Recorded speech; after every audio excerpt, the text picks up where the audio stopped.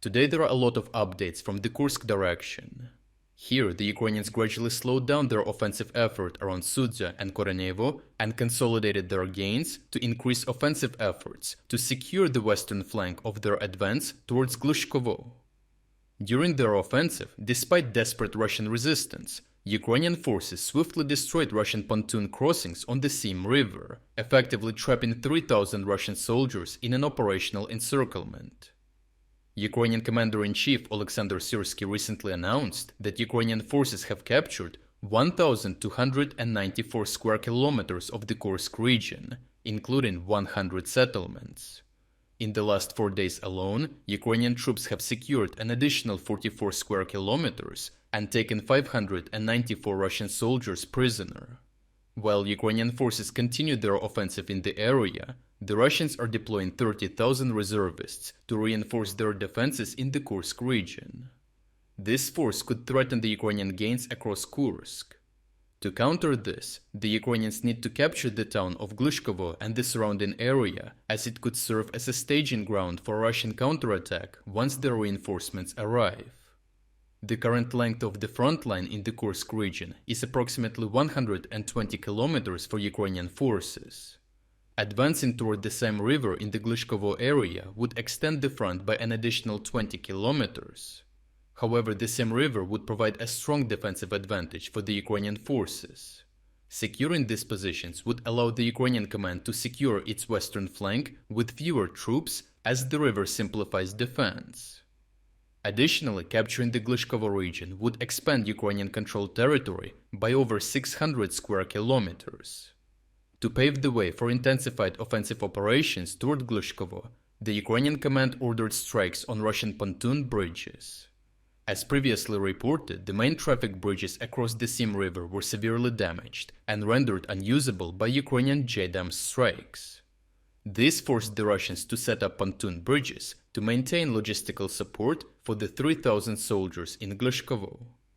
However, Ukrainian forces have established total fire control over these bridges, using HIMARS and long-range artillery systems, severely hampering Russian efforts.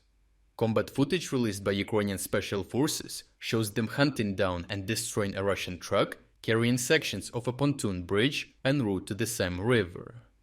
The Russians also attempted to conceal a convoy of 4 PPS-81 trucks transporting pontoon sections to the river, but they were detected by Ukrainian drone operators.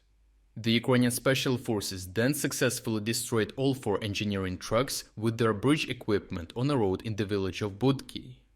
The original uncensored combat footage of all operations can be found on our Telegram channel through the link in the description. The combined efforts of Ukrainian drone and HIMARS operators successfully destroyed Russian pontoon bridges in Zvanuye and Kardze, effectively cutting off all supplies to Russian forces in Glushkovo, located south of the Seym River. As a result, the Russian forces in this area are now deprived of access to ammunition, equipment and reinforcements, severely diminishing their combat capability and preventing them from replacing their losses. This allowed the Ukrainian command to initiate the second stage of offensive preparations towards Glushkovo, focusing on intense airstrikes. Ukrainian Air Force MiG-29S and Su-27S deployed JDAM-guided bombs to destroy Russian fortifications along the front. Combat footage from the area shows Ukrainian forces successfully targeting and destroying Russian positions in the border town of Krasnoktyabrsky. Additional videos reveal the destruction of a Russian supply depot in Mozhitsa and a dugout near Venezapny. In the border town of Tyotkino, Ukrainians also utilized JDAMs to eliminate Russian firing positions and ammunition caches in high-rise buildings. Until now, Ukrainian forces have not conducted a consistent series of airstrikes against Tyotkino or Krasnoktyabrsky, suggesting these towns may be the new vectors of assault. The primary reason for targeting these areas is that they are far less defended than other parts of the Kursk region. The Russian command has not anticipated assaults from these border regions, which could give Ukrainian forces the element of surprise needed to accelerate their advance. Both Tyotkino and Krasnoktyabrsky are connected to Glushkovo by well-maintained asphalt roads, facilitating the rapid movement of Ukrainian mechanized units once the soft defenses at the border posts are breached. A topographic analysis reveals that Krasnoktyabrsky is situated on high ground, while Glushkovo and the surrounding areas toward the river lie in the lowlands. This elevation advantage will give Ukrainian forces fire control over the area, supporting their continued advance toward the river. By advancing through Tyotkino and Krasnoktyabrsky, the Ukrainians could bypass the main Russian defense line stretching from Muzhitsa to Venezapny. This maneuver would place the Russian forces defending Glushkovo in a semi-encirclement, leaving them with no viable option but to withdraw from the entire Glushkovo area. Opening these new assault vectors would stretch Russian forces thin across both the border and the front, making the defense of Glushkovo increasingly untenable.